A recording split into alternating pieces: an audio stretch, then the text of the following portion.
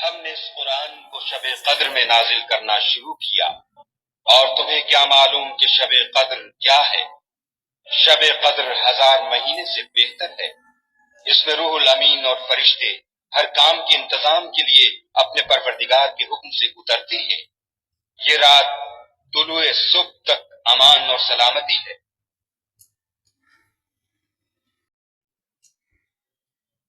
ہم نے اس کو اتارا شب قدر میں۔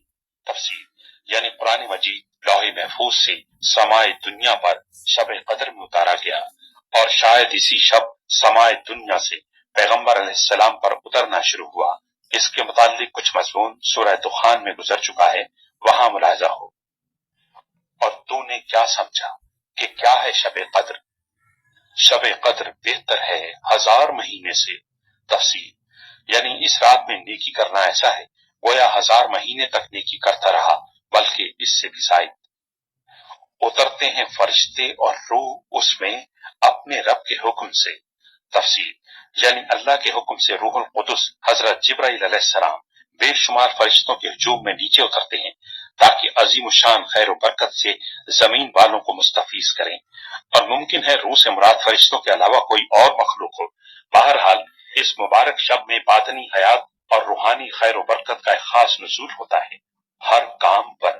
تفسیر یعنی انتظام عالم کے متعلق جو کام اس سال میں مقدر ہیں ان کے نفاذ کی تعیین کے لیے فرشتے آتے ہیں، یا من کل امرن سے امر خیر مراد ہو، یعنی ہر قسم کے امور خیر لے کر آسمان سے اترتے ہیں۔ واللہ اعلم۔